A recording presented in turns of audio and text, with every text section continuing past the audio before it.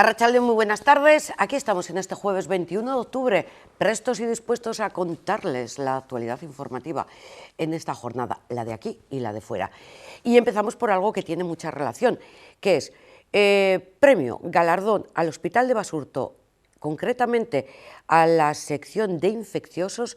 Ya saben que el Hospital de Basurto está dividido por diferentes edificios, cada uno tiene su apartado. Bueno, pues ha resultado ganador en la tercera edición de los premios BSH, Best Spanish Hospital Awards.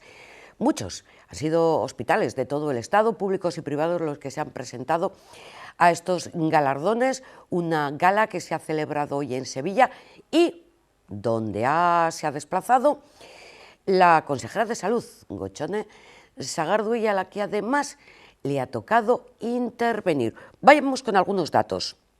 En este año, en el año en el que se han valorado los hospitales, y entre ellos el Hospital de Basurto, han dicho que la actividad hospitalaria se ha reducido un 24%, debido al COVID, lógicamente, pues mucha gente, pues yo qué sé, lo que sea, no tengo ni idea, pero ha bajado los ingresos hospitalarios un 24%. Y sin embargo, lo que se ha aumentado es el tiempo que cada persona ha estado ingresada en nuestro hospital. Estos son algunos de los datos en términos generales que se han dado a conocer en el transcurso de esta gala, que, como decimos, vamos a escuchar además la intervención de la consejera de Salud, de Gochone Sagardui. Gracias por vuestra implicación en estos premios que, como bien habéis dicho, son importantes en cuanto al galardón, pero la mayor de las importancia radica en estos premios en ese intento que busca ayudarnos en lo que todos queremos, ¿no? Que es mejorar. ¿Mejorar en qué? En lo que es nuestra tarea principal, cuidar de la salud de las personas. Es un placer para mí poder representar a Euskadi y a Osakidetza en la tercera edición de estos prestigiosos galardones que premian esa excelencia de los centros sanitarios, que reconocen eso que por vocación hacemos, lo hacemos bien y cada día queremos hacerlo mejor. Eskerrik asko gonbidapenagatik, gracias por invitarnos. Este año se vuelve a reconocer la gestión sanitaria en plena crisis de la COVID-19. Yo lo dije en mi participación del año pasado, recién nombrada consejera. La pandemia nos ha supuesto un punto de inflexión a la hora de establecer objetivos para los sistemas sanitarios. En este sentido, puedo compartir la experiencia desde Euskadi, donde hemos consolidado un sistema público vasco de salud de calidad, universal y de excelencia, tal y como se reconoce en numerosas ocasiones. Pero quisiera hacer hincapié en que, a pesar de la pandemia, desde Osakidetza, en nuestro caso, hemos seguido trabajando por fortalecer nuestro sistema sanitario y lo hemos conseguido, a pesar de la pandemia. Tal como tenemos recogido en nuestro plan estratégico del Departamento de Salud, en Euskadi tenemos el compromiso de seguir adelante, de seguir fortaleciendo el sistema vasco con más inversiones y con una nueva oferta pública de empleo. ¿Por qué? Porque lo más preciado que tenemos son nuestros y nuestras profesionales. No cabe duda que la atención primaria ha cobrado un especial protagonismo a nivel de la sociedad. Se le ha reconocido lo que durante tantos años probablemente no se le reconocía. Y por eso nosotros también estamos dotándole de espacio propio, intensificando la colaboración con lo social y con lo sanitario para poder atender mejor a las personas que así lo necesiten, esto es, adaptándonos a las nuevas circunstancias de nuestra sociedad. También estamos dando un nuevo impulso a la innovación y la investigación en el campo de las biociencias y la salud.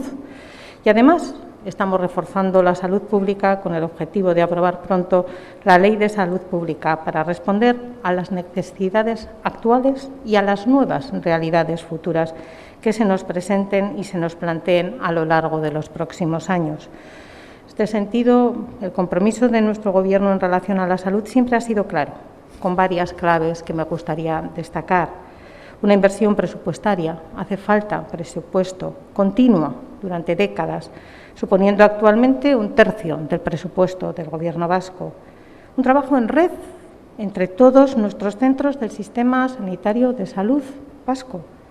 Un compromiso de todas, perdón, esto es la amigdalitis crónica que padezco, un compromiso de todas y todos nuestros profesionales, desde sanitarios hasta no sanitarios. El trabajo en equipo es fundamental. Estas son las variables que han tenido una consecuencia directa en la excelencia y eficacia de nuestro ecosistema, cuyo objetivo siempre ha sido el avanzar y el conseguir un sistema sin desigualdades y accesible para todas las personas.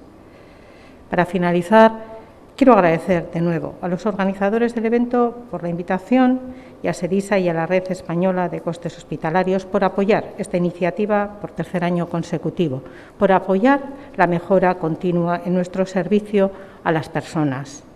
Y me despido, pero no sin antes felicitar a todos y a todas aquellas instituciones que resulten premiadas hoy, porque creo que el premio lo que significa es un reconocimiento al esfuerzo, a la dedicación continua y, sobre todo, a la vocación que todos y todas ustedes muestran. Al final, las instituciones están compuestas por personas y eso no lo debemos olvidar. Somos personas al cuidado de las personas. Ahí está la clave. Eskerrik asko.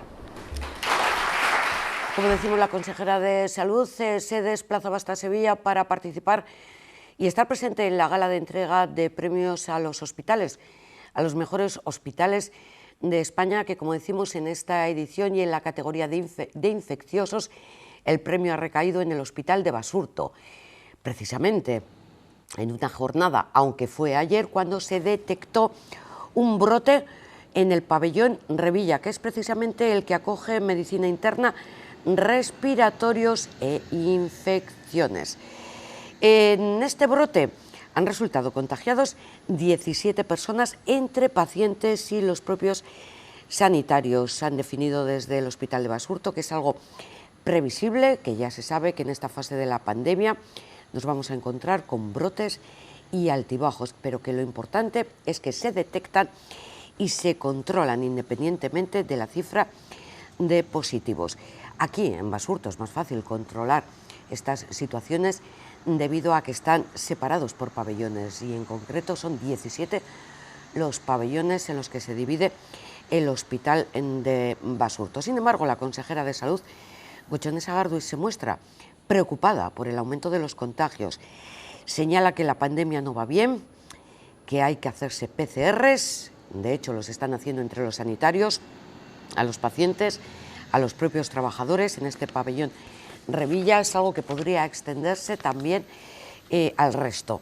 Como decimos, ha pedido prudencia, se están dando altibajos, los datos solamente se dan a conocer una vez a la semana, aunque lo revisen a diario, pero la evolución no es buena. Prudencia, por tanto, es un mensaje de cara a la población. Esta misma petición lo han hecho desde el Gobierno de Cantabria. ¿Y por qué hoy es noticia y lo es para nosotros? Porque en la región vecina hoy es el primer día sin la mayoría de las restricciones, con una vuelta no a la normalidad, pero casi a la nueva normalidad, con ya un riesgo controlado, que es el nivel que determinaban para el límite, para flexibilizar las limitaciones, como por ejemplo el tema de los aforos, el tema de poder comer en la barra en la hostelería. Hoy precisamente el vicepresidente de Gobierno, Pablo Zuloaga, ha apelado a la responsabilidad personal. Ha dicho, se están dando casos positivos, más casos, y ha hecho alusión también a las comunidades vecinas, por ejemplo. Así que prudencia un poco para todos, que esto de la COVID todavía no ha terminado. Para saber lo que ha pasado o lo que va a pasar en Cantabria solamente hace falta mirar a lo que ya pasa en otras comunidades que iniciaron la desescalada antes, porque también sus indicadores así lo permitían. Tendremos que convivir con noticias que en según qué circunstancias veamos que la incidencia o el número de contagios aumenta, y evidentemente ahí tendremos que tener especial sensibilidad con la situación de nuestros hospitales y la capacidad de los equipos humanos del Servicio Cántabro de Salud para garantizar lo mismo que hemos garantizado hasta ahora, ¿no? La salud de los cántabros y poder seguir defendiendo que Cantabria es la comunidad autónoma que más vidas ha salvado tanto fuera como dentro de las residencias. Y esto se debe gracias a la responsabilidad de todos y todas, pero sobre todo al esfuerzo de los cuadros técnicos y de los cuadros sanitarios. Hablo del personal de enfermería, del personal de medicina y de todos los trabajadores públicos, tanto de residencias como del sistema público de salud.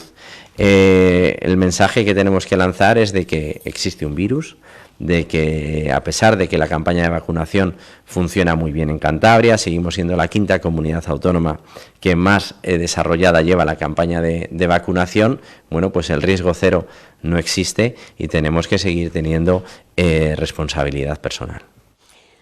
Cambiamos de asunto. Como ya les informábamos ayer a las 6:30 y en la sede de Gogora, en Bilbao, tenía lugar el último de los actos en conmemoración al 10º aniversario del final de ETA. Y ven las imágenes, un acto, el último, que estaba presidido por el lehendakari Iñigo Urkullu, en el que estaban presentes, además de los responsables políticos, autonómicos, forales y locales, estaban también familiares de víctimas de ETA. Doble mensaje, porque le tocó clausurar este acto. Foco en el recuerdo a las víctimas y clave de futuro, llamada a construir la convivencia entre todos, ha dicho, desde una memoria honesta con transmisión de valores hacia los jóvenes.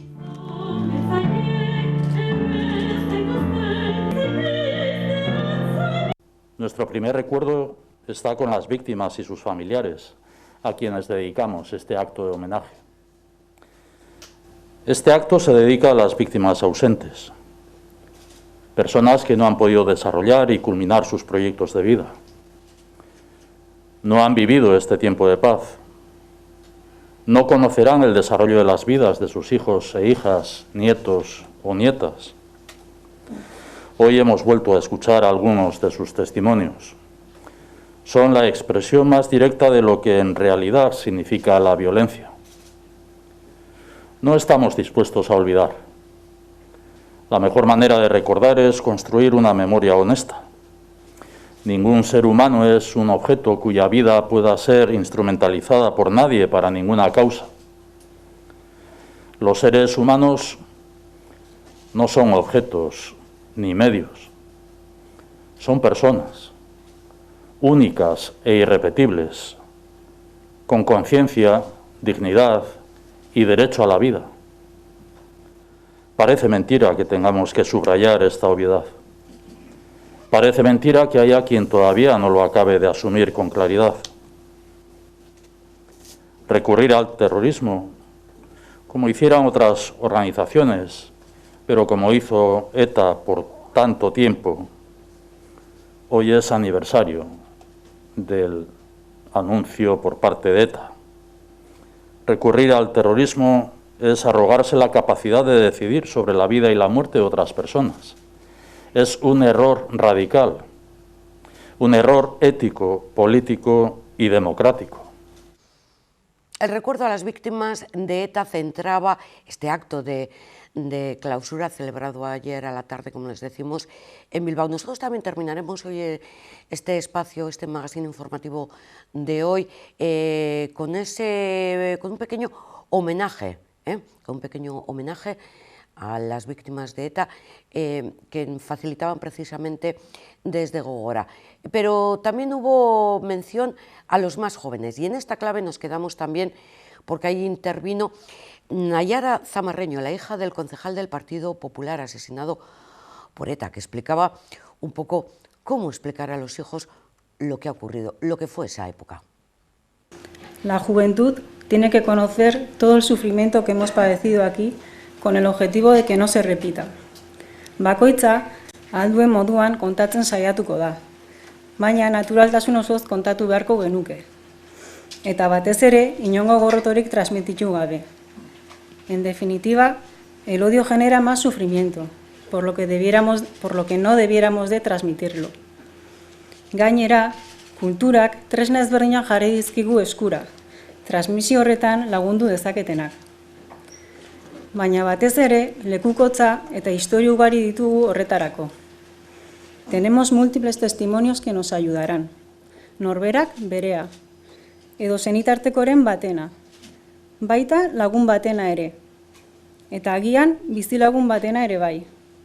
Esaterako, nire kasuan, aitonaren inguruan hitz egingo diet nire seme-alabei. Nor izan zen azalduko diet, eta bere ideia politikoekin batez zetozenek erail zutela esango diet. Les explicaré quién fue y que fue asesinado por quienes no coincidían con sus ideas políticas. Baina ez hori bakarrik. También tienen que saber que el hermano de una amiga fue secuestrado y que en lugar de soltarlo, le dispararon hasta matarlo.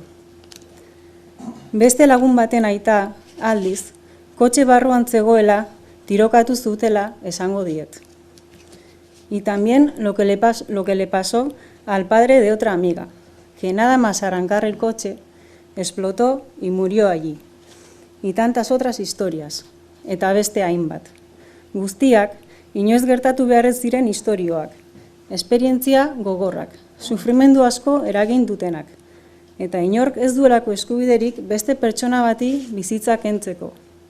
Ez nire aitari, baina ez da ere Josi Zabalari, Mikel Uriberi, Juan Carlos García Goenari, eta aipatu ezarren gogoan izan behar ditugun beste biktima guztiei. Etak armak utzi zituenetik 10 urte betetzen diren egun honetan, elkarbizitza eraikiz lelopean bildu gara hemen. Eta elkarbizitzaz hitz egiten ari garenez, etak eragindako biktimez gain, violentzia ezberdinak eragindako biktima guztiak izan behar ditugu gogoan.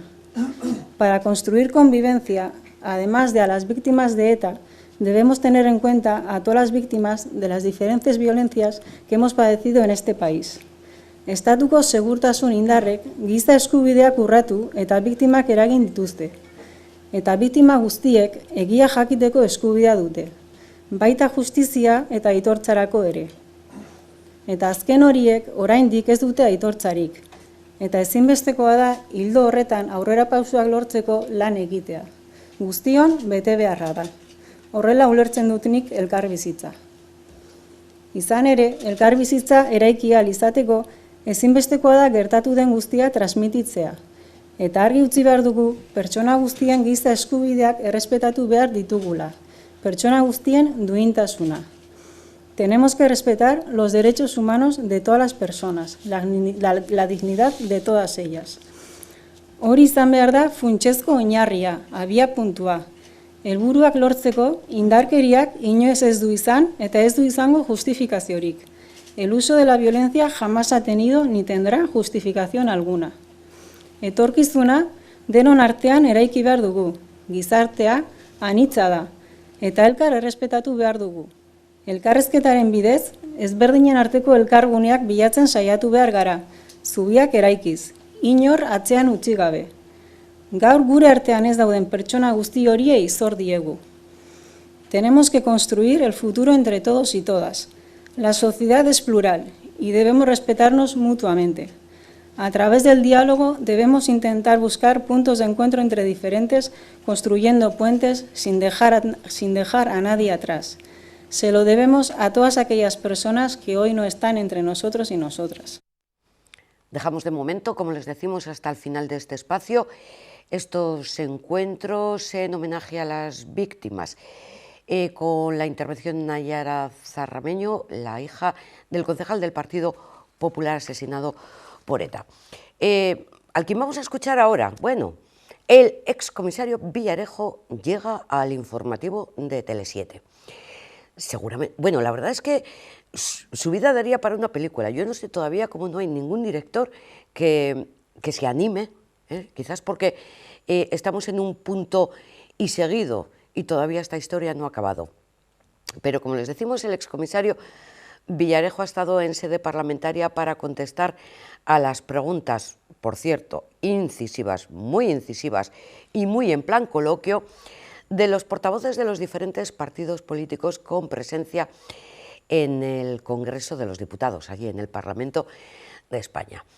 Lógicamente, pues muchas tenían relación con la operación Kirchen, con que si Rajoy, que si Cospedal, que si Bárcenas, pero ha habido otro de interés, que es lo que nos ha llamado a nosotros la atención, porque es como más cercano, ¿no? Era a preguntas de Jon Iñarritu, el diputado de Euskal Herria Bildu, que le preguntaba por temas de ETA, de hecho por la desaparición también de Pertur y de Naparra. La verdad es que el excomisario Villarejo prácticamente es que lo sabe todo. Así que vamos a ver un pequeño resumen de la intervención y del diálogo o coloquio que mantenían el excomisario Villarejo y el diputado Jon Iñarritu. Y usted hoy ha mencionado un asunto turbio, como fue el asunto Gal, que por cierto usted esos años no estaba en la policía, porque fue entre el 83 y el 87. Efectivamente. Pero se ha dicho que fue el primer caso de terrorismo de Estado, pero ahí eso no es cierto, porque estuvo el Batallón Vasco Español o la AAA, y le recuerdo que usted mismo mencionó el caso de que usted ayudó al señor Arrondo a infiltrarse en los entornos de ETA y que posteriormente fue miembro del Batallón Vasco Español. Lo transformaron luego, me apartaron de él. Digo, para que se dé cuenta que ya en la época anterior ya existía terrorismo de Estado con otras siglas. Pero a colación, y usted seguro que le suena de algo, estos días han aparecido los papeles de Manglano. No sé si ha seguido un poco... Tuve el honor de conocerle y me parecía un señor muy serio. Y ha salido una información que vincula directamente al señor Corcuera, que es que el señor Antonio Asunción, en unas conversaciones con el señor Manglano, mira, este señor también grababa las reuniones. ¿Quién grababa? ¿El señor Asunción o el señor Manglano? Parece que Manglano, pero no lo sé. Igual los dos, rara, ¿no? igual los dos se grababan mutuamente. Es raro que un espía grabe, ¿no? Pero es lo de menos. Lo importante o lo grave es lo que aparece en las conversaciones, ¿no? Que el que era ministro del Interior había participado o estaba en la jerarquía de envíos de paquetes bomba a simpatizantes y a militantes de la izquierda abertzale. Un hecho que curiosamente ha pasado desapercibido y ningún medio de comunicación ha hablado, ni miembros del gobierno se han referido a él. ¿Usted le sonaba este caso? ¿Lo investigaron? ¿Tenía conocimiento del mismo? Yo tuve, digamos, el honor también de conocer, aparte del señor Manglano, al señor Antonio Asunción, cuando él era director general de prisiones y cuando teníamos ocasión de visitar alguna prisión y tener cierta ventaja y tal. Luego le conocí muy brevemente cuando fue ministro del Interior y cuando el caso Roldán.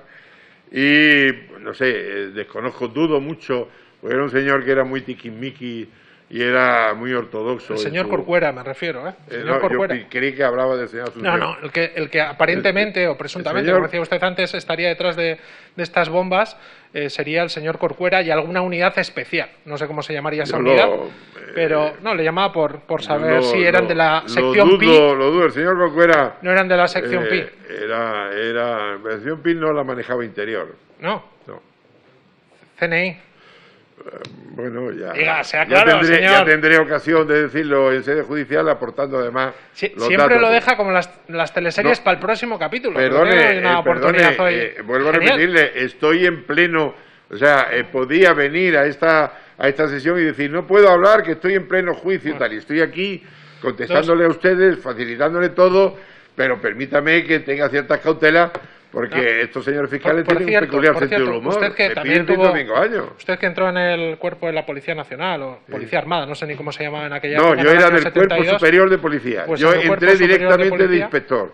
Yo entré de la secreta, que se llamaba. Me temo que sí. ¿Pero tiene usted informaciones sobre la desaparición de Naparra o de Pertur? Hubo 2 o 3 que sí se perdieron por ahí en esos mundos de Dios. Que ahí ya no le puedo contestar. Yo, de luego, lamentablemente no participé. Igual me hubiera gustado. Joder. Pero con respecto, sí, ya le digo, sé que es políticamente incorrecto alguna de mis contestaciones, pero yo estoy convencido de que, como ya he dicho muchas veces, con la madre y con la patria, con razón o sin ella, y había que acabar con los terroristas. Y bueno, y creo que lo hicieron muy bien mis compañeros. Respecto a Moreno Vergaleche, tengo la certeza, porque yo he hablado con su entorno, de que fue el sector, porque él era partidario de la apertura. Señor Villarejo, 2 últimas preguntas, es que se me acaba el tiempo. Perdón, es que me ha preguntado usted y ya le contesto. Le volveré a preguntar, no se preocupe. Sobre el señor Roldán, que parece que usted le tiene mucha simpatía. No, él a mí. Ahora está trabajando, fíjese, en Iberdrola, pero el presidente de Iberdrola, el señor Galán, parece que también le encargó algunos trabajillos. ¿Nos podría hablar de ese caso? Eran todo trabajos de inteligencia sin mayor trascendencia, y es rotundamente falso, por ejemplo, que jamás me encargara nada respecto a Florentino Pérez.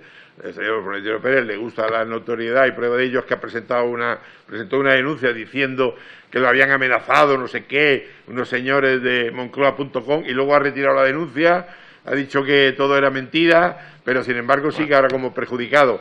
Iberdrola, fuera de los problemas que tenía en su central y tal, y necesitaba cuestiones de inteligencia, no me encargó nada que no fuera, digamos, no ortodoxo. Y ya para acabar con un toque de interés, ¿cuál fue su participación en la operación Farinelli de hormonas o de bromuro al señor Juan Carlos de Borbón, o si tuvo conocimiento? Ninguna. Supe a posteriori de eso cuando me lo contó la señora Gorina y lo pregunté y dije, se han vuelto locos, ¿cómo se le ocurre y tal? Entonces creo, lo único que me pidieron, me pidieron fue recuperar algunos partes médicos. Ha dicho exactamente a preguntas de H. Bildu que al etarra Moreno Vergareche fue ETA quien le mató. Fue ETA quien lo eliminó porque era partidario de una línea de apertura. Y además eso está comprobado, yo he hablado con familiares suyos, etcétera, etcétera. Como el portavoz de Bildu no le permitía acabar la contestación, eso fue así, no lo había entendido bien, gracias. Además está constatado. La diputada de Vox intervenía también en este punto. Que se lo han pasado bien. Los diputados, no lo niego, yo me lo hubiera pasado genial. Hacer preguntas, bueno, es que más que pregunta y respuesta es un coloquio. Entonces, bueno, ¿a qué les ha gustado la intervención? Bueno, pues ha estado 3 horas, eso sí, que si las hormonas, que si el rey emérito, que si un poco de todo, ha habido un poco de todo ahí. Bueno, pues ahí les hemos acercado también un poco lo que ocurría con el excomisario Villarejo ahí en Madrid. Ahora lo que hablamos es del Parlamento Vasco, porque aquí no se ha podido aprobar una declaración con la que se buscaba hacer pública la condena a ETA y un reconocimiento de que su actividad ha sido injusta. No se ha pronunciado Euskal Herria Bildu en torno al texto, lo que ha impedido su aprobación. A ver, esta declaración era presentada por el Gobierno, esto es Partido Nacionalista Vasco, Partido Socialista. Luego, Partido Popular, Ciudadanos, Podemos y Vox se sumaban al mismo, todos salvo Euskal Herria Bildu. Entonces, al no ser por unanimidad, no puede hacerse pública esta declaración institucional y decir, el Parlamento Vasco declara que la condena a ETA y que reconocemos que su actividad fue injusta. Bueno, no ha podido hacerse nada de eso.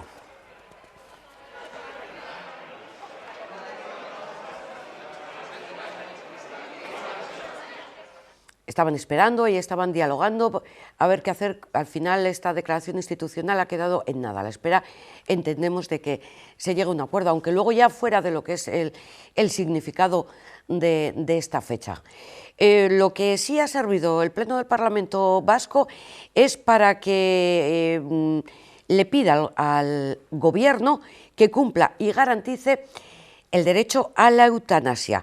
Ha aprobado una enmienda del Partido Nacionalista Vasco y del Partido Socialista con la que pide a Urkullu y a su Gobierno que acometa las obligaciones necesarias para el correcto ejercicio de la ley de eutanasia. Vemos intervenciones de cada uno de los grupos políticos. Eutanasiaren legea indarrean sartu zenetik martxoan, EAen legearen garapena abian da. Jaurlaritzak legea indarrean sartzeko urratsak eman ditu, beraz gaurkoan ez gatoz esatera Jaurlaritzak ez duela ezer egin. Baizik eta legearen garapenarekin jarraitzeko bultzadatxoa ematera gatoz. Urteetan duintasunez hiltzeko eskubidearen inguruan lanean aritu diren herritarrek eta zehazki DMD elkarteak etxe honetan bertan osasun batzordean eginiko eskariak azaleratzera, mahaigaineratzera eta osasun sailak martxan jarri ahal izateko.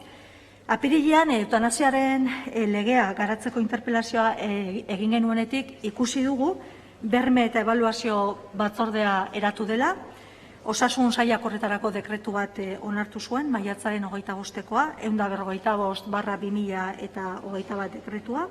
Ikusi dugu ere, ondoren nola batzorde horretako kideak izendatu ziren, ekainak 8ko aginduaren bidez, naiz eta egia den ere, guzti hori martxan jarri zenean, hainbat eta hainbat mediku objektore aitortu ziren, eta uko egiten hasi ziren, ez hainbeste eutanasiaren kontra zeudelako, baizik eta horrek suposatzen zuen arduragatik.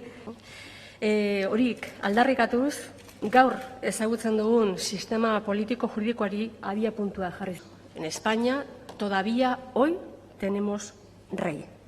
Pero no solamente en la jefatura del Estado, donde este anacronismo, esta falta de madurez histórica se manifiesta. También pasa, por ejemplo, cuando se trata de la libertad de la persona para decidir sobre su propia vida.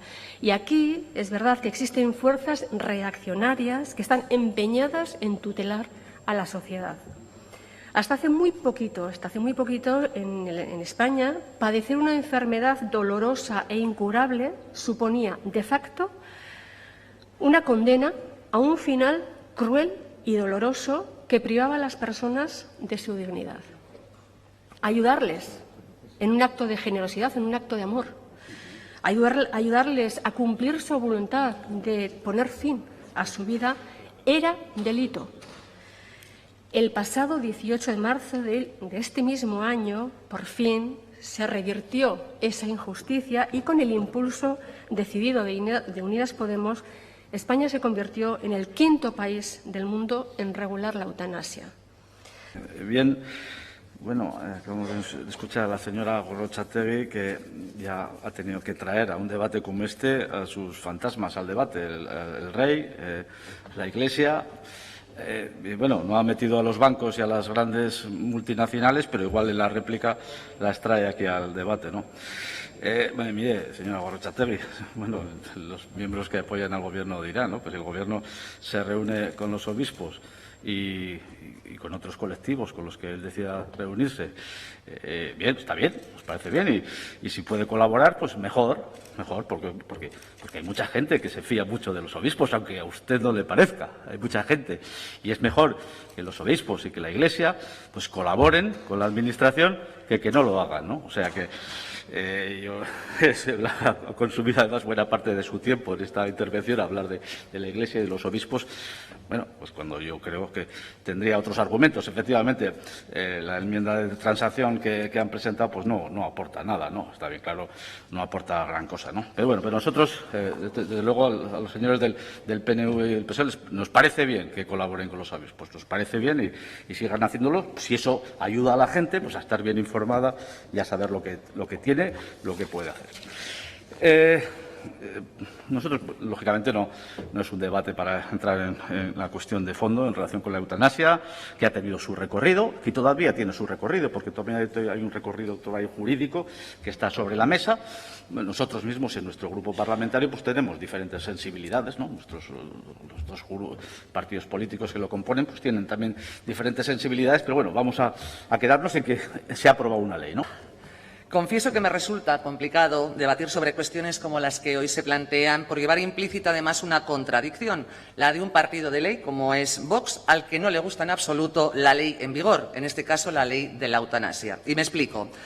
Represento a un partido que respeta la legalidad en vigor, evidentemente, lo cual no nos impide defender opciones diferentes a las que defienden determinados textos legales. Es decir, si Vox logra en el Congreso de los Diputados mayoría suficiente, bien en solitario, bien sumando la de otros partidos, una de las primeras medidas que vamos a promover, por supuesto, será la derogación de una ley que consideramos peligrosa y fruto de un pacto empeñado en hacer de este tipo de cuestiones una seña de identidad de la izquierda.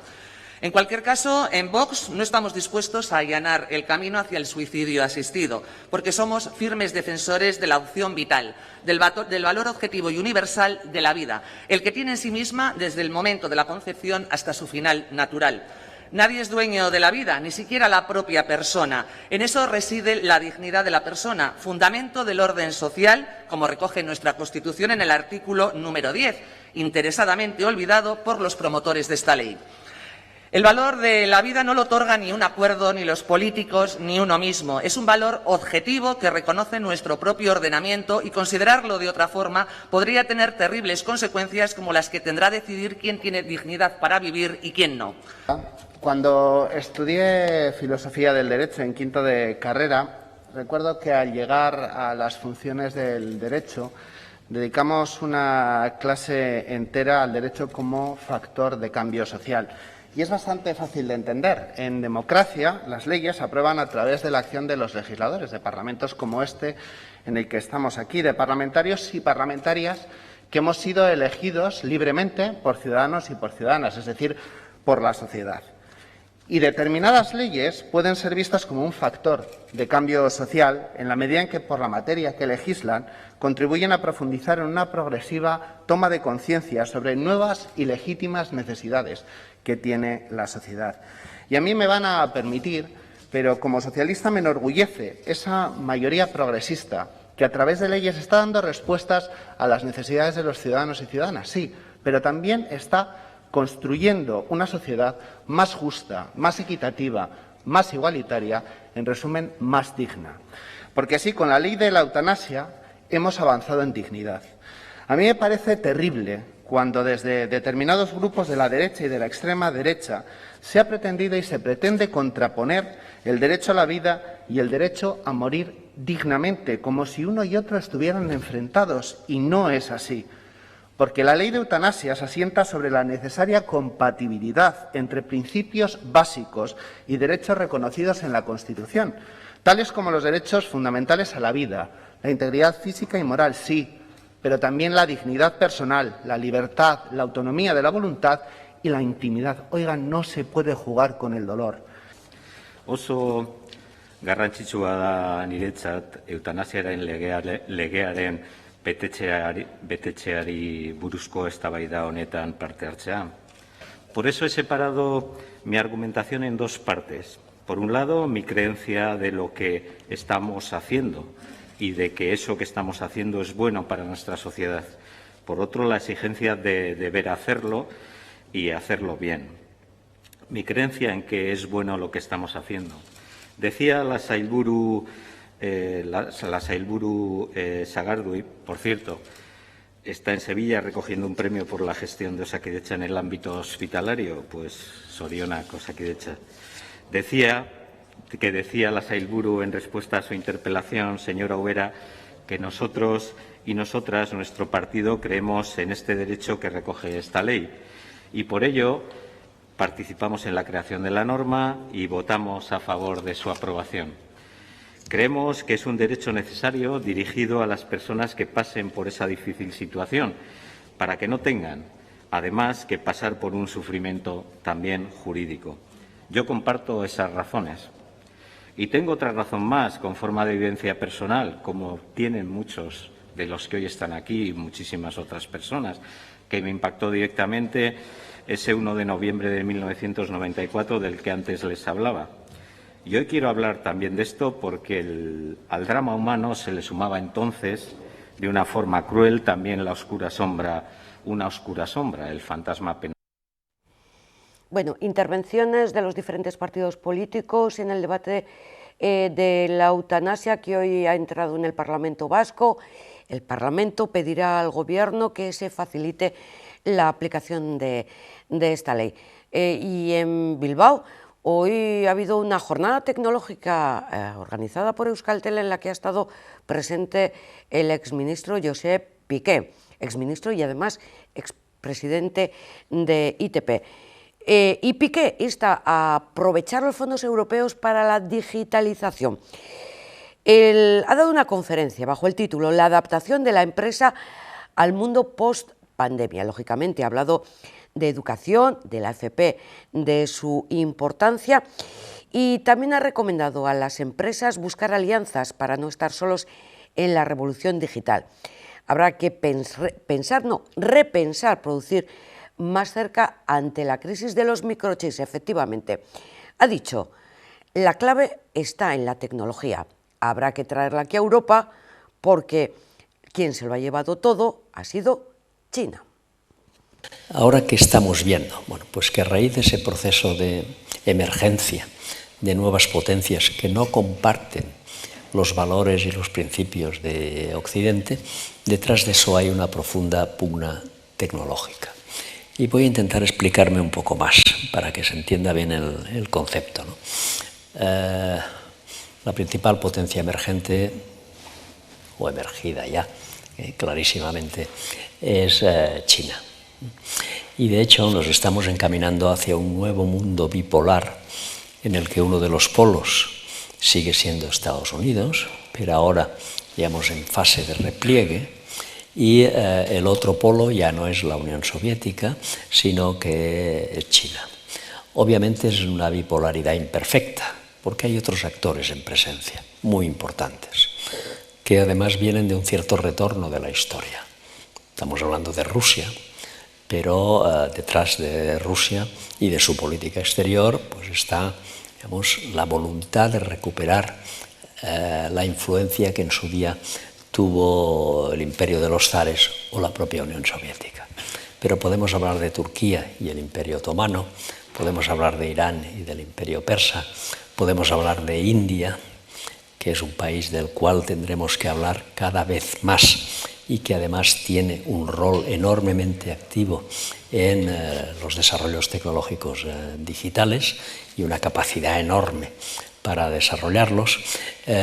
Y podemos hablar también, me referiré a eso inmediatamente, de Europa, si Europa es capaz de consolidarse como un proyecto político compartido.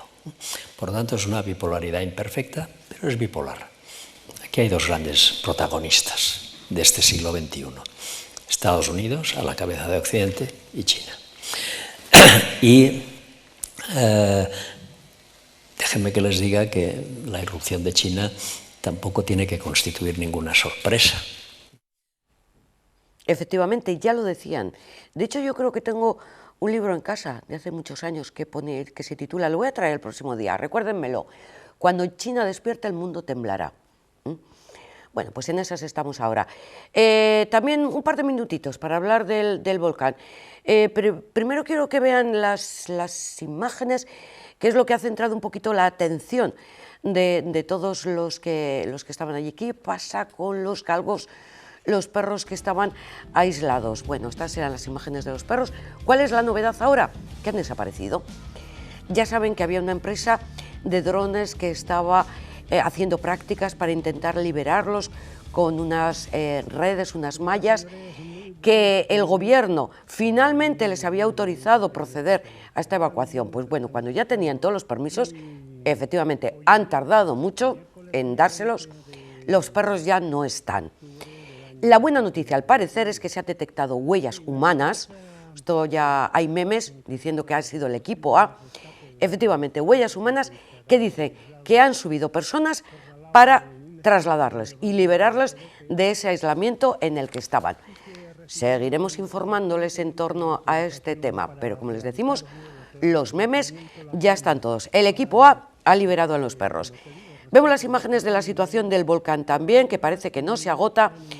La lava ya ha engullido a 866 hectáreas de La Palma y dicen que se van a ordenar, y de hecho en algunas zonas la evacuación ya se está dando. Vamos con las últimas de las imágenes que nos han facilitado desde allí, que dicen que se ha desalojado este jueves barrios de Los Llanos y de Tazacorte, que hay una colada que está a menos de 60 metros del acantilado.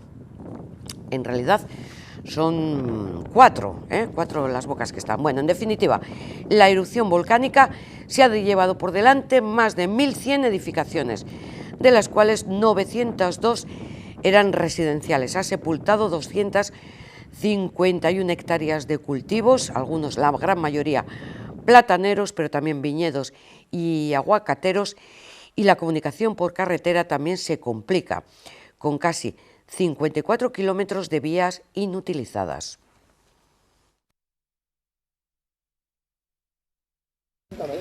980 grados medido en la superficie de la colada en la zona de la laguna para el muestreo realizado por la UME en apoyo a la investigación del Instituto Geológico y Minero CSIC. Podemos ver que se encuentra parcialmente fundida la lava y su comportamiento es plástico. La colada de lava en el frente norte de la laguna. Temperatura máxima registrada 1150 grados. Trabajos realizados por la UME en colaboración con el Instituto Geológico y Minero de España. Temperatura máxima medida en el frente de la colada, número 8, en la zona de la laguna de 1004 grados.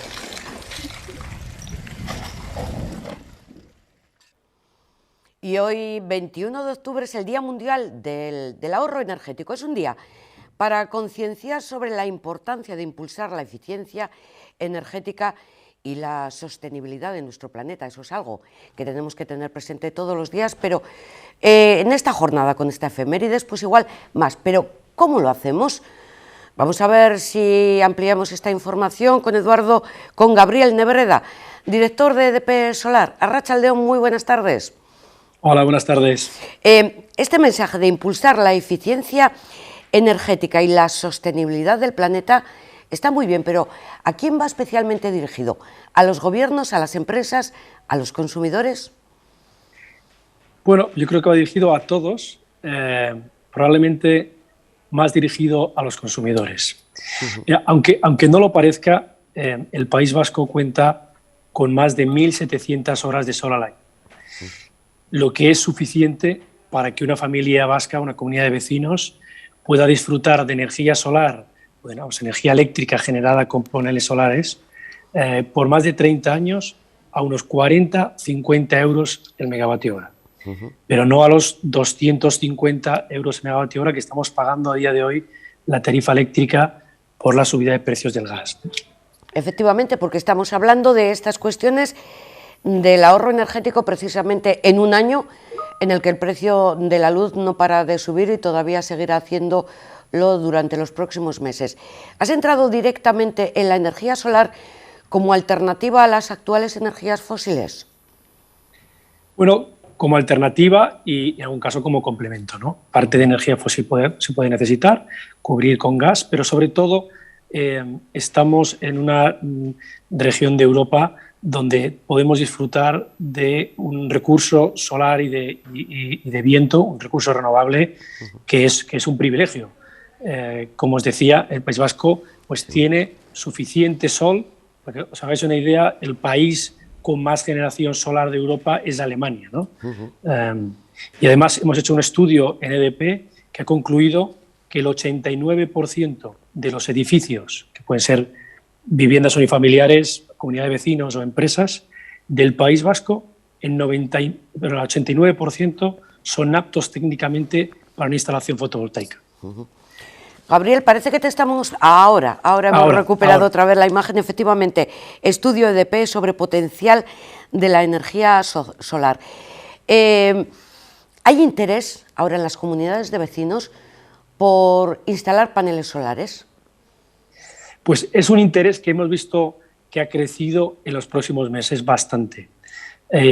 Siempre hay algún vecino que pregunta y empiezan el resto de vecinos a interesarse, y lo que descubren cuando realmente pues reciben una oferta, en este caso de EDP o de otra empresa del sector, es que una instalación fotovoltaica en una comunidad de vecinos es aún más eficiente, es aún más barata que en una vivienda unifamiliar. Y estamos hablando de una instalación que dura 30 años, pero que tiene un retorno de la inversión de 2, 3, 4 años, ¿no? Con lo cual, en comunidades de vecinos es absolutamente rentable y técnicamente posible. Me ha parecido entender que el 89% de los tejados están habilitados para poder colocar estos paneles solares. ¿Qué características tienen que tener? Bueno, precisamente porque tiene que tener muy pocas características. Al final es tener un área libre de sombras y un área, un tejado o un suelo, sobre todo un tejado relativamente cercano a un punto de conexión, que eso tenemos casi todas las casas, con lo cual la inmensa mayoría de los edificios y viviendas del País Vasco cumplen este requisito. Si yo con el sistema tradicional pago, pongamos, por ejemplo, en la factura de la luz, 60 euros, si tuviéramos un autoconsumo, ¿cuánto pagaría? Sí, pues por desgracia ahora no estamos pagando 60, sino estamos pagando aproximadamente 200 y pico euros en megavatio hora. Lo que pagarías con una electricidad generada con paneles solares sería en torno a 40-50 euros. Incluso ahora, como hay subvenciones muy generosas, pues pagaría incluso menos. Pero tiene dos ventajas adicionales. Una, que ese precio es fijo, vamos, no está sujeto a esta volatilidad de precios del gas. Y dos, que es una energía 100% limpia, ¿no? Y otra de las cuestiones que se habla siempre cuando hablamos de energías renovables es el excedente. ¿El excedente me supone algún beneficio o eso ya no existe? Sí, el excedente, con él puedes hacer dos cosas. Una es venderlo a tu comercializadora y tu comercializadora eléctrica te va a dar un dinero por ello, te va a remunerar por ese excedente. O puedes instalar una batería, es decir, sería una instalación solar con una batería y llevarías ese excedente a la batería y la batería la descargarías en los momentos que lo necesitas, que sería por la tarde y por la noche, que es precisamente cuando el precio de la energía es más cara, ¿no? Para que te hagas una idea, con un sistema fotovoltaico una familia podría estar ahorrando hasta un 40% de su energía, pero con una batería más una instalación fotovoltaica estaría ahorrando hasta un 90%. O sea, prácticamente se olvidaría de la tarifa eléctrica por muchos años. Citabas también el tema de las subvenciones. ¿Cuánto cubren las ayudas por la instalación de paneles solares? Pues cubren aproximadamente un 35% de la instalación fotovoltaica y hasta un 65% de la batería. Es decir, que si instalas una solución que es batería más paneles, estaría cubriendo el 50% del coste. Lo cual es una oportunidad única porque bueno, estas subvenciones vienen del Fondo de Recuperación Europeo, que no va a durar para siempre. Yo creo que es una oportunidad que tenemos ahora y que deberíamos aprovecharla.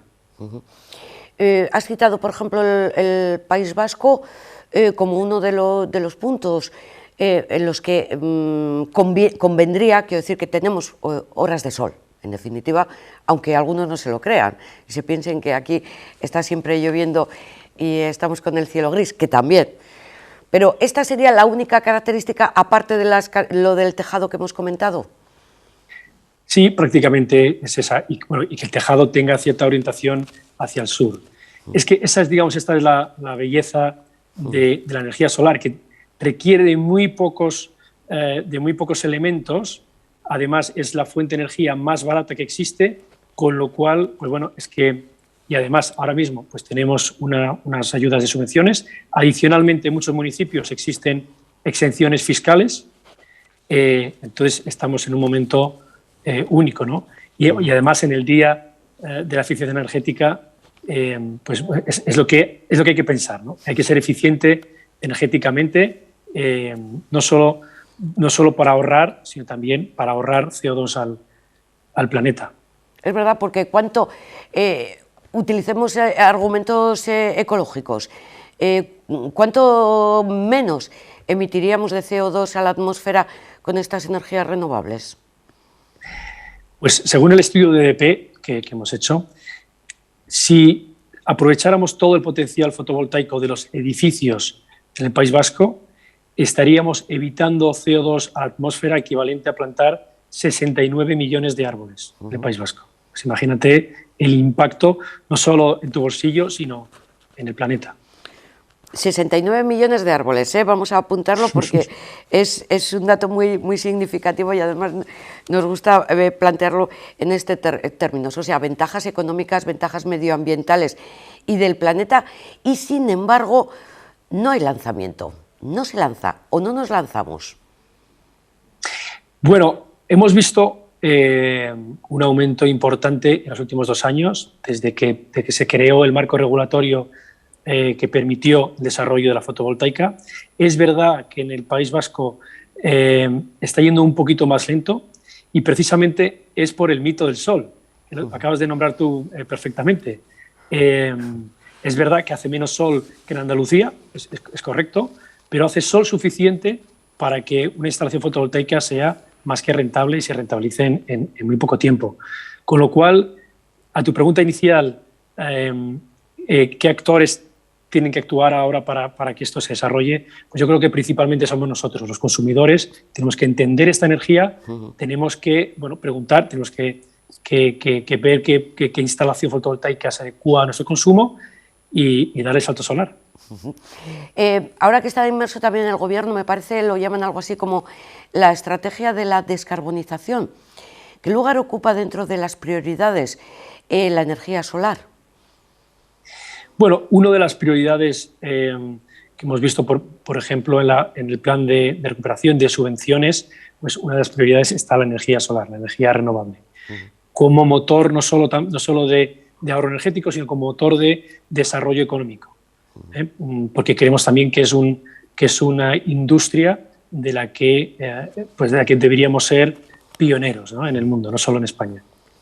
Tenemos, por tanto, la instalación de los paneles solares que serviría para cubrir hasta el 100% de la demanda, y hablo en términos de futuro.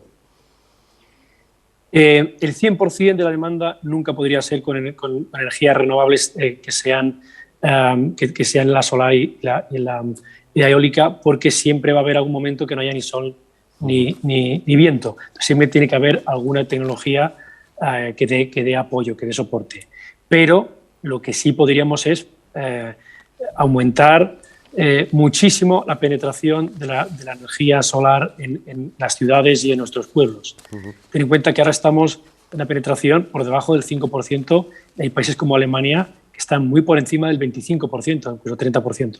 Es decir, nos queda un recorrido enorme todavía, y más es un recorrido, como decía, de ahorro en las familias, es un recorrido de limpieza, un recorrido de eficiencia.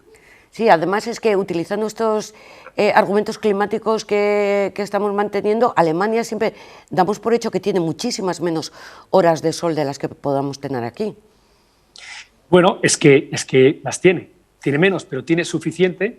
Ellos ya han entendido que tienen suficiente horas de sol para instalar un sistema fotovoltaico y baterías, porque ellos también ponen muchas baterías, y rentabilizarlo. Al final, el mensaje final es verdad que no tenemos tanto sol, igual como en otras zonas, como en el Sáhara, pero lo que no tenemos es gas. Entonces, lo que tenemos es un sol que es mucho más rentable, eficiente y limpio que el gas que estamos trayendo de Argelia o que estamos trayendo de Rusia. Pues voy a terminar con una pregunta retórica. ¿Merece la pena invertir en energía solar? Es absolutamente rentable. Te diría más. Es difícil encontrar una inversión financiera que tenga un retorno como una instalación fotovoltaica a día de hoy. Es muy difícil. Y esto como mensaje dirigido a los consumidores de a pie. Otro tema sería los mensajes para la PYME o incluso para las grandes empresas, ¿no? Bueno, yo diría que para las pymes y para las grandes empresas que han entrado en esta nueva mentalidad un poco antes que los consumidores, el mensaje es aún más claro, aún más fuerte. La energía solar fotovoltaica en una empresa, en una pyme, es incluso un poco más barata que una familia, porque tiene son instalaciones mayores que puede aprovecharse de economías de escala. Es decir, las pymes y las empresas ya tienen unos números que son imbatibles. También piden un tanto por ciento superior de ayudas. Me parece que para las grandes empresas las ayudas por instalar paneles solares pueden alcanzar el 15%, igual el 40% para las pymes. Claro, es una inversión muy importante de cara a conseguir una rentabilidad rápida, al menos a corto plazo. Eso es. Aquí es importante reseñar que una instalación fotovoltaica en España, desde Pontevedra hasta Cádiz, es rentable. No necesita de ninguna subvención. Lo que ocurre es que están llegando estas subvenciones de Europa para dinamizar la economía, bueno, bienvenidas sean, ¿no? Entonces serían aumenta la rentabilidad de esa inversión que ya era rentable por sí misma. Y lo mismo ocurre con las empresas. Muchas empresas llevan instalándose solar los últimos 2 años sin tener en cuenta la subvención. Ahora que llega la subvención, pues oye, es un poco más rentable, ¿no? Gabriel Nebreda, director EDP Solar, muchísimas gracias por esta información. A ver si poco a poco nos vamos concienciando. Hoy es lo que días como los de hoy, el Día Mundial del Ahorro Energético, pues nos permiten aprovecharlos pues para concienciarnos un poco más en este tema de la sostenibilidad. Muchísimas gracias. Un abrazo desde aquí, desde Vizcaya. Muchas gracias a vosotros. Un abrazo para Gabriel Nebreda, director EDP Solar. Hoy es el Día de la Energía, pero vamos también con otros argumentos que nos llegan desde los farmacéuticos. Ayer escuchábamos un mensaje, luego hablamos también con la farmacéutica protagonista de estos mensajes, pero vamos ahora con un vídeo consejo sanitario sobre el cuidado de la piel, a cargo de los farmacéuticos. Escuchen, atentos y pónganlo en valor. Factores de crecimiento. ¿Qué debes saber? Tu farmacéutico informa. Durante la juventud, nuestro organismo produce activadores celulares que contribuyen a mantener la apariencia joven de nuestra piel. Pero con la edad, estos procesos de regeneración de las células epiteliales se van haciendo más lentos. Una piel envejecida sufre desorganización y pérdida de las fibras de colágeno y los fibroblastos, causando aparición de arrugas profundas y flacidez. El envejecimiento de la piel es un proceso natural que se produce con el paso de los años. Es irremediable, aunque podemos retrasarlo con el uso de factores de crecimiento y activadores celulares que conserven la función normal de nuestra piel. Los factores de crecimiento son péptidos y proteínas que actúan como mensajeros que se encargan de estimular el crecimiento, la proliferación y la diferenciación de las células epiteliales. Su acción se traduce en una mayor síntesis de colágeno, elastina, ácido hialurónico, fibronectina y otros componentes de la piel, mejorando su firmeza y elasticidad.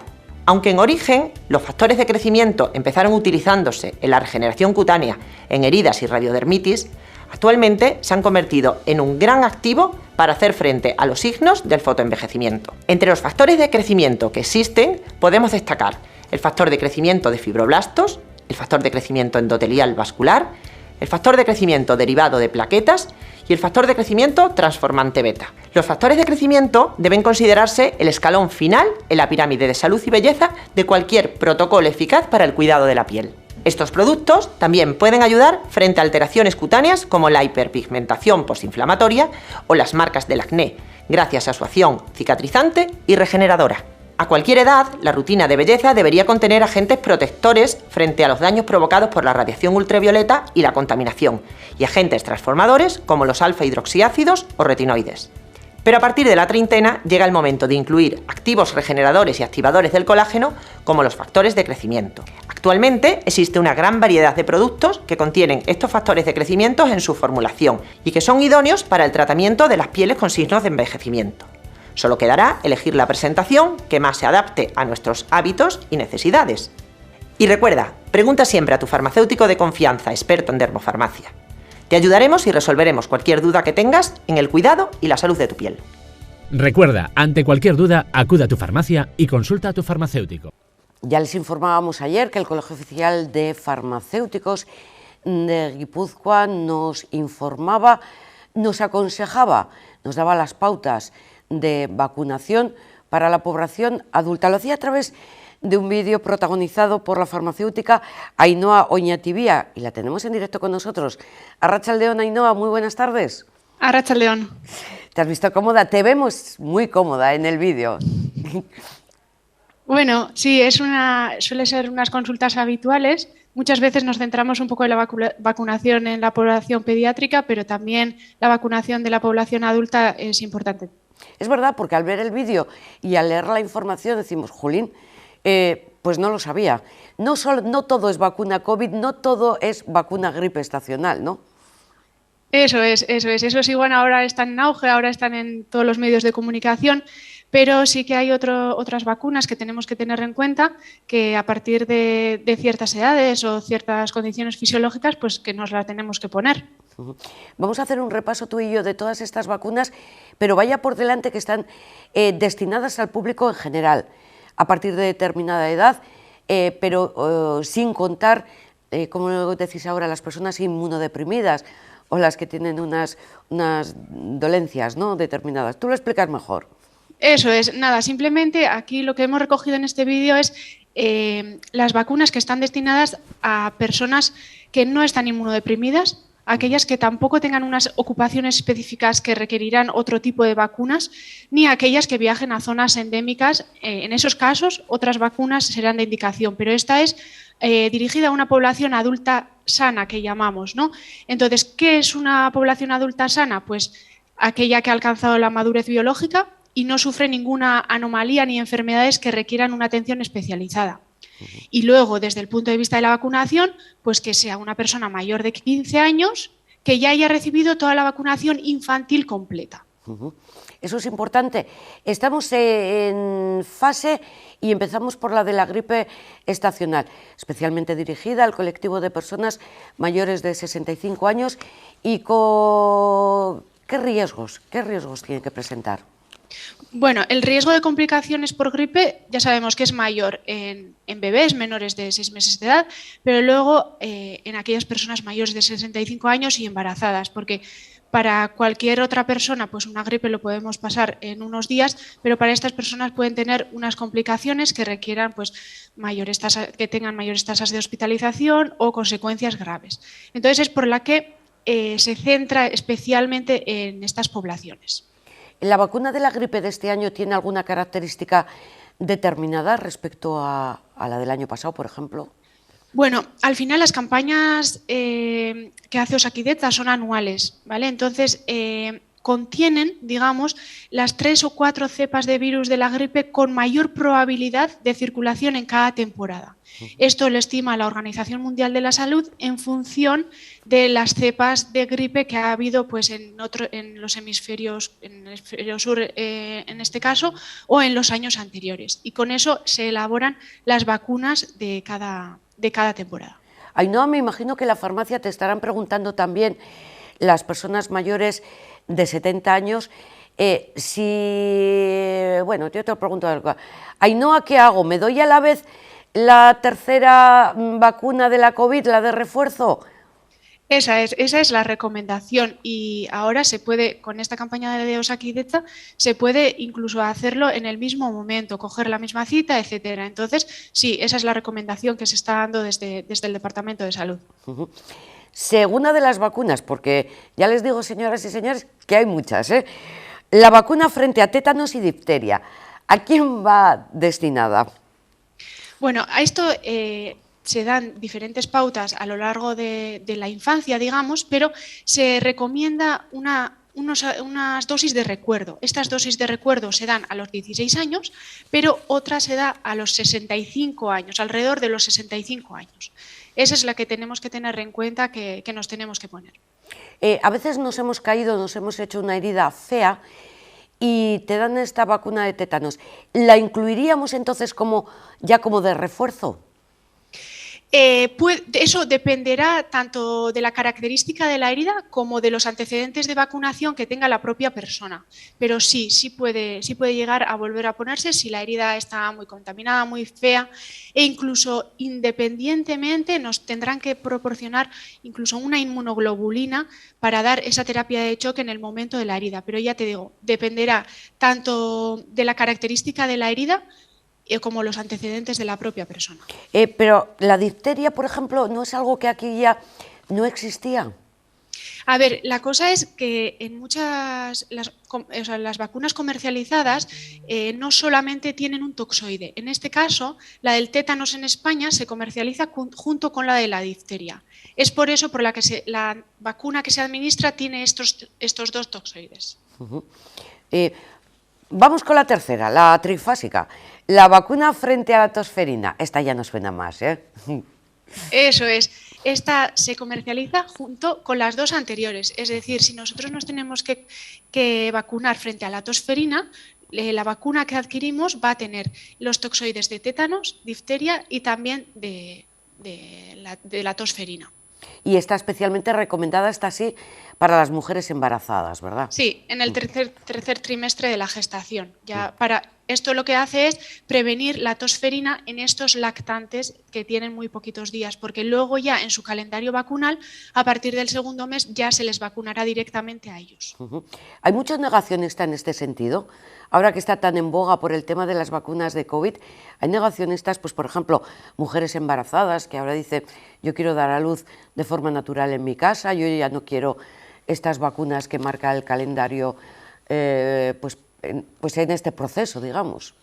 El dato exacto no lo sé, pero seguro que hay. Sin embargo, nosotros como al final profesionales de la salud tenemos que mandar la idea de que las vacunas son necesarias y más por nuestros hijos, ¿no? Por los pequeños infantiles, eso lo veo primordial.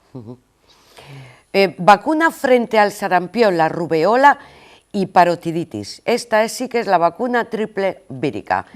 ¿A quién va destinada? Bueno, pues esto está destinado a personas nacidas entre el 1970 y 1980, que no hayan pasado, digamos, no haber pasado el sarampión. ¿Qué ocurre? Que el sarampión en Europa está, digamos, incrementándose, hay un incremento de casos y es por eso por lo que Osakidetza ha recomendado a estas personas que han nacido entre 1970 y 1980 que no hayan pasado la enfermedad o que no hayan recibido 2 dosis de esta vacuna, que la completen con otras 2 dosis. ¿Se puede coger sarampión a edades, pues eso, 40 años o así? Sí, eso es, sí. Entonces, y es por ello por lo que se está viendo este aumento, ¿no? en esta población de gente, y es por eso por lo que se está recomendando. Por eso queríamos hablar contigo, Ainhoa, porque es que decíamos, claro, tanta campaña pública, vacuna de la COVID, de la gripe estacional y esta triple vírica, que me parece importante, por lo menos que la gente que ha nacido entre el 70 y el 80, como decías, esté informada, parece que lo tenemos como más oculto, ¿no? Sí, está más oculto, pero las campañas cuando se hacen normalmente están dirigidas y desde Osakidetza se habrá contactado con estas personas. Sin embargo, si una persona de estas fechas de nacimiento y no ha recibido esta información, en su centro de salud le podrán informar sobre ello. Y si una persona, como decimos, de 50 años coge el sarampión, la rubeola o parotiditis, ¿es peligroso? ¿Es muy peligroso? Claro, estas enfermedades tienen sus consecuencias y junto con otros factores determinantes, sí son peligrosas, entonces una vacuna te puede evitar o por lo menos minimizar estos riesgos. Y entramos en el neumococo. ¿Qué es, Ainhoa? Pues al final es lo que llamamos la neumonía neumocócica o la enfermedad neumocócica invasora y es un problema, una enfermedad grave, sobre todo en personas mayores. Entonces, por eso recomendamos a personas mayores de 65 años que haya una vacunación sistemática global de esta vacuna. Pero recomendada para los mayores de 65 años, pero no está incluida en el calendario de vacunas de Osakidetza, ¿no? Lo que llamamos el calendario vacunal es siempre lo que asociamos con el calendario vacunal infantil. Entonces, dentro de la vacuna de Osakidetza sí que está incluida, lo único que no está en la infantil, eso es, porque ya estamos hablando de otra población. Pero yo, por ejemplo, si voy con mi ama al médico de cabecera, que tiene más de 65 años, y le dice, que no sé si lo sabrá, pero si no tienes la vacuna del neumococo, te recomiendo que te la des. ¿Puede funcionar así? Eso es, lo podrá solicitar, sí. La varicela, esto sí que nos suena de pequeños, esto sí que nos suena de niños y niñas. Sí. Y sin embargo se habla aquí para la inmunidad de la población adulta. Eso es. A ver, nosotros, digamos, la varicela, muchos de nosotros ya lo hemos pasado, pero y listo, ya tenemos una inmunidad, tenemos unos anticuerpos. Pero ahora se ha incluido en el calendario vacunal infantil que llamamos. Entonces, nosotros seguramente tengamos pues, estos anticuerpos, pero si una persona adulta no tiene estos anticuerpos, no ha pasado una enfermedad o no se ha vacunado, se podría recomendar la vacunación de la varicela, frente a la varicela. Respecto a los adultos con la varicela, ¿pasa lo mismo que lo que estábamos comentando antes con el sarampión, por ejemplo? En principio, eso es, la varicela incluso en personas mayores puede tener consecuencias más graves. Esta no está recomendada para un colectivo de personas nacidas en determinada década, ¿no? Esto hablamos de mayores de 65 años en general. Eso es. De personas adultas, mayores de 18 años, estaríamos hablando. Bueno, eso pues... es, que no hayan pasado la enfermedad, que no hayan pasado incluso también la enfermedad de herpes zóster, que también puede crear anticuerpos, o que no tengan, o que hayan confirmado serológicamente que no tienen anticuerpos frente a la varicela. Vamos acabando. Tenemos otra vacuna del virus del papiloma humano. Este también, esto es para menores, ¿no? Para menores de 18 años. Esto es para menores de 18 años que no se hayan vacunado, porque esta vacuna es, digamos, relativamente nueva, entonces se introdujo en el calendario vacunal infantil en el 2007. Entonces, las mujeres menores de 18 años que no se hayan vacunado con anterioridad, se recomendará esta vacuna frente al virus del papiloma. ¿Por qué solo a mujeres? Porque son los que mayor riesgo tienen. De todas formas, la Asociación Española Pediátrica también recomienda, pero no está incluido en el calendario vacunal infantil, a niños también. Ojo lo que saben los farmacéuticos, ¿eh? Fíjate lo que sabe Ainhoa. Y luego está la vacuna frente, ya vamos acabando, señoras y señores, ya el meningococo C. Eso es. Ocurre más o menos un poco parecido a lo del virus del papiloma humano. Esta vacuna es quizás un poco anterior porque se incluyó en el calendario vacunal de los niños de infantil en el año 2000, pero no fue hasta el 2013 cuando se acordó la pauta que tenemos ahora, que es la de vacunar a los 4 meses, 12 meses y 12 años. Entonces, ¿qué puede pasar? Que alguno menor de 18 no haya recibido esta última pauta de los 12 años de edad. Entonces se recomienda la vacunación. ¿Ha podido ocurrir, como son en algunas de ellas 2 dosis, que debido a todo esto de la pandemia se haya dejado de lado, se haya olvidado? Sí, eso con todas las vacunas infantiles. De todas formas, no me consta que... O sea, que ha podido haber retrasos, eso no hay ningún problema porque se puede un poco modificar, digamos, el calendario. No me consta que aquí hayamos tenido un problema de no vacunar a los niños. Sí que ha podido haber algún retraso en casos puntuales, pero eso al final luego se restablece. ¿Este papiloma humano y el meningococo C son peligrosos? Sí, todos ellos son peligrosos y entonces tenemos una vacuna y entonces tenemos que, digamos, la población tenemos que mandar la idea de que hay que vacunarse. Es lo mismo que si me preguntara ahora, ¿el COVID es peligroso? Bueno, pues ya vemos que algunas personas lo pasan más asintomáticos, con síntomas más leves, pero a otras personas pues les puede acarrear las consecuencias que ya tenemos. Y pasa lo mismo con estas enfermedades. Y terminamos, esto ya no suena más, la vacuna contra la hepatitis B. Eso es. Bueno, esta al final sabemos que la infección normalmente se da pues, por una transmisión durante el contacto sexual o una exposición de sangre u otros fluidos, ¿no? Entonces, la mayoría de las personas nacidas a partir del 81 ya están vacunadas en España. ¿Qué ocurre? Que si alguna persona menor de 18 no estuviera, también se recomienda esta vacuna. Pues Ainhoa, nos has hecho un estupendo repaso de todas las vacunas que están a disposición de la población y que es muy, muy importante que vayamos conociéndolas. Muchísimas gracias. Como siempre decimos, el farmacéutico, la farmacéutica en este caso, informa.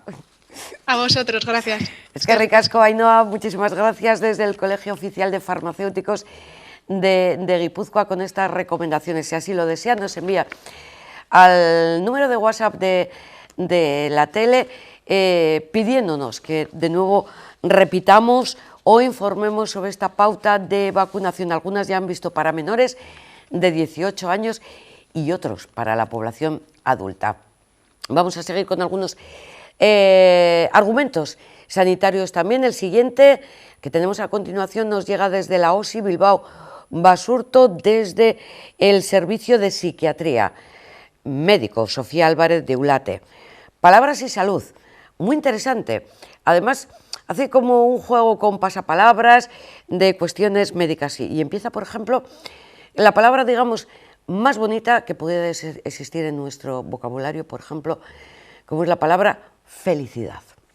Quiero decir que cuando usamos las mismas palabras, a veces creemos las personas que estamos hablando de lo mismo, pero a veces tenemos distintas ideas del término felicidad, del término amor, del término enamorarse. Entonces, parte de los malentendidos es que a veces las diferencias no son reales, sino que estamos manejando con el mismo nombre conceptos distintos.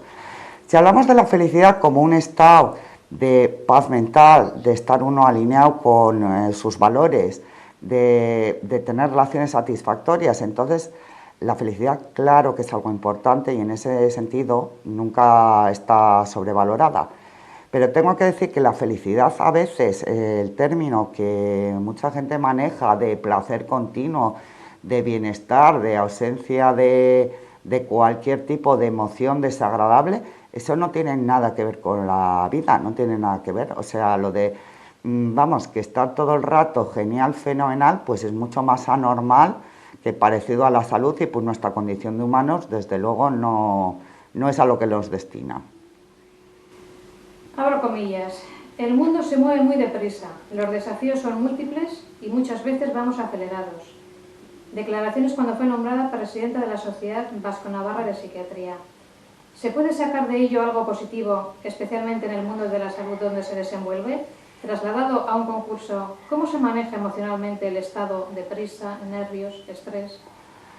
Bueno, no sé yo si la forma de vivir que tenemos en general en las sociedades occidentales, sobre todo en entornos urbanos, yo la impresión general que tengo es que en general no nos sienta demasiado bien.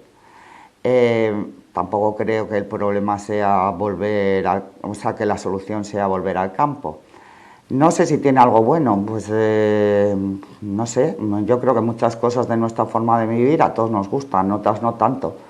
No es fácil bajar el ritmo, no es fácil, no siempre uno puede eludir ciertas obligaciones o liberarse de ciertos, no sé, condicionantes ambientales. Quizás, bueno, cada uno dentro de sus posibilidades, pero tiene que mirar a uno qué le dice su cuerpo y su cabeza de cómo anda y dentro de sus posibilidades, pues ver qué cosas puede hacer para sentirse mejor y que su vida sea, pues yo suelo decir, pues un poquito más ligera o agradable. Pues como yo creo mucho en la creatividad, en que cuando uno tiene buenos motivos, porque sí que creo que ante los desafíos que tenemos que ser muy creativos. Yo a veces digo, la gente necesita tiempo para estar en familia y tiempo para tener una actividad física. Yo digo, pues haz actividad física en familia, o sea, haz un 2x1. Realmente, pues eso, sí que me gustaría transmitir la importancia pues para realmente poder tolerar a veces nuestro día a día que tiene la actividad física regular, que nunca, mira, eso nunca está sobrevalorado. Recordar lo importante que es, que sabemos no solo para el control de ansiedad, no solo para la salud física, sino incluso para cosas tan poco conocidas en la calle como para mejorar la memoria. Y realmente el impacto es mucho mayor del que calculábamos y recordar a la población que no es fácil, pero es importante y que seamos creativos a la hora de hacer aquellas cosas que nos sientan bien. Últimamente, por uno u otro motivo, la juventud ha copado titulares en los medios. Le invitaría a ponerles en valor. Bueno, para mí es fácil hablar bien de los jóvenes porque yo personalmente soy una enamorada de esta generación.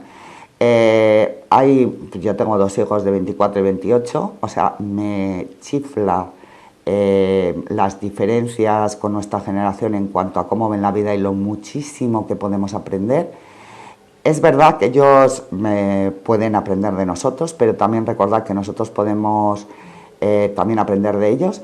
Y decir que, en mi opinión, realmente también se han llevado una carga muy grande en esta pandemia. Realmente han tenido que renunciar, se les ha pedido renunciar a muchas cosas que eran básicas para ellos y no caprichos. como puede ser estar con su gente, como puede estar pues, la necesidad de movimiento que tienen. Realmente creo que en general la juventud se ha portado de chapó y en ese sentido realmente no me ha fastidiado en algunos medios de prensa que se les ha hecho responsables de lo que es responsabilidad del virus, que el virus es el enemigo y no la juventud, y lo que tenemos que hacer es estar juntos todos en el mismo barco contra el virus, que es el enemigo, y no la juventud, ni los mayores, ni cosas parecidas.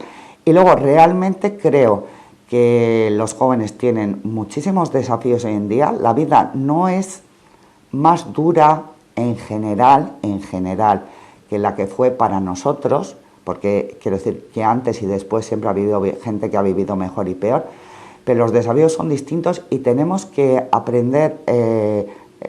La sociedad evoluciona rápido, las necesidades de la gente que atendemos y sus circunstancias varían deprisa, y creo que tenemos la obligación de hacer un esfuerzo de evolucionar también nosotros con cierta agilidad para poder acompañar y dar respuestas a lo que nos pide hoy la población.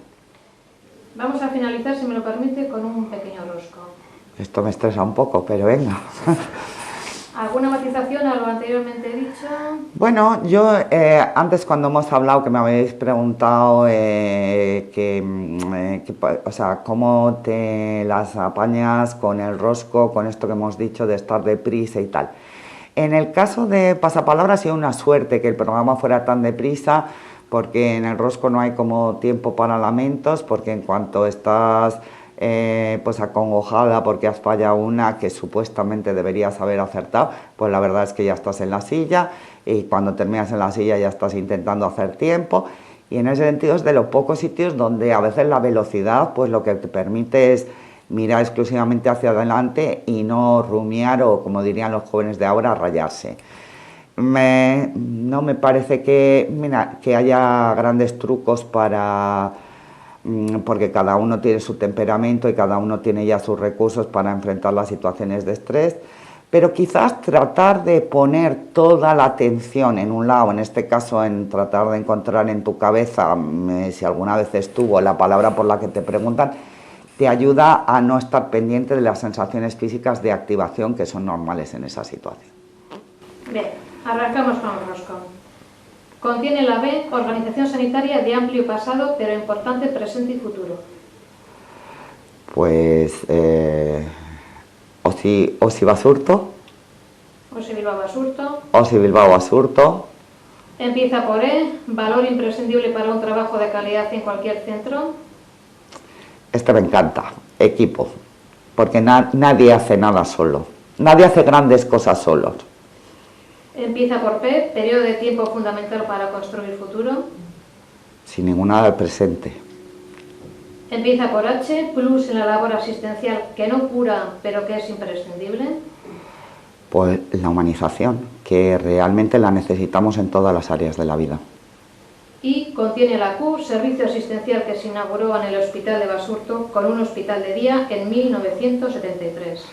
Pues psiquiatría, que es el servicio donde yo trabajo desde el 91 y al que estoy muy contenta de pertenecer.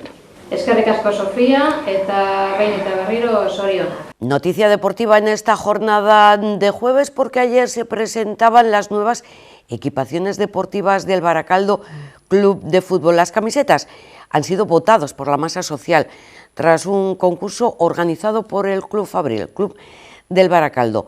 La segunda zamarra es un homenaje además a los colores del Baracaldo y a su pasado industrial. Hay una tercera elástica, creación de los baracaldeses Eduardo Ortega y Daniel Martínez.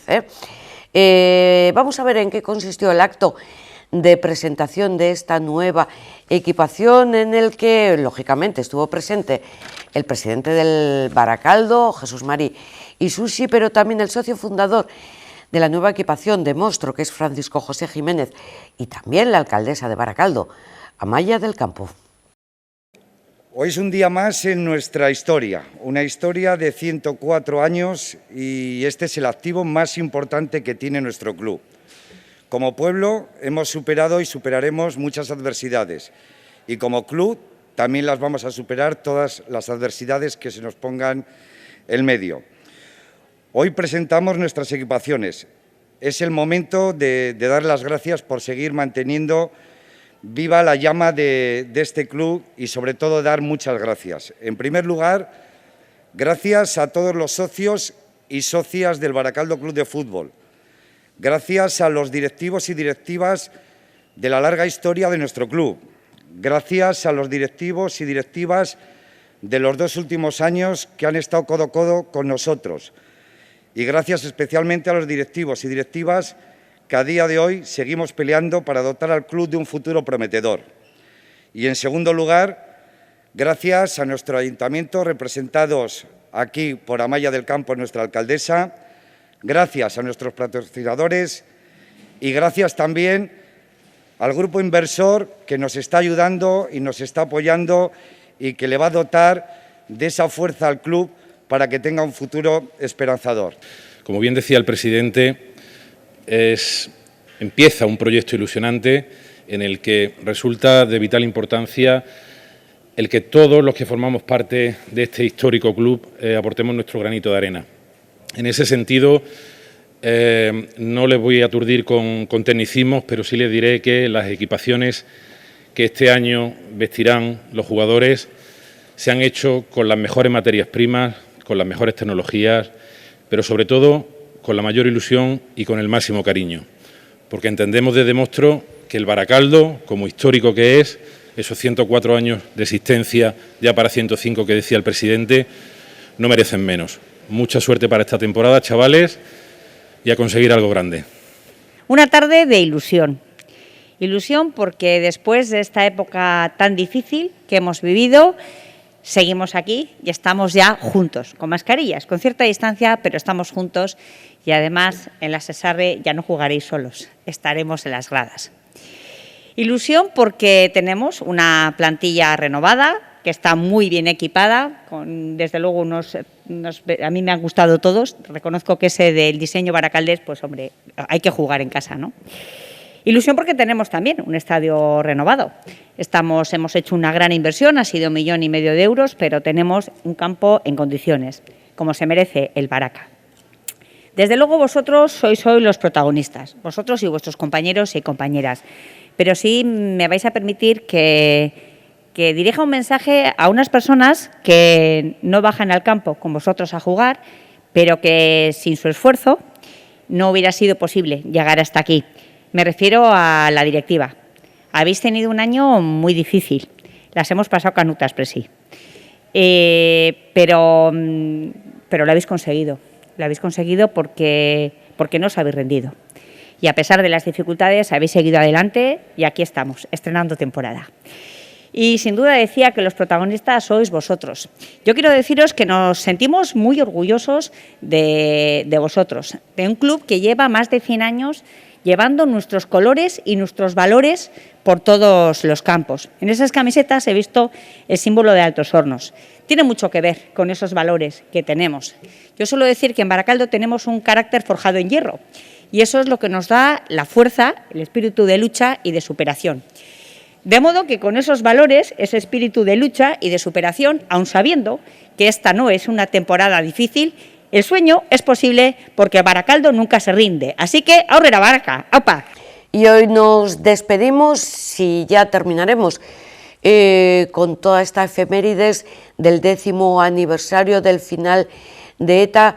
Lo hacemos con un vídeo homenaje de Gogorra a los ausentes, a las víctimas de ETA, no a las más de 800 víctimas de ETA, pero sí alguna de ellas. Es una forma de homenaje, de reconocimiento y de recuerdo a estas personas. Así terminamos hoy. Nos vemos mañana. Agur.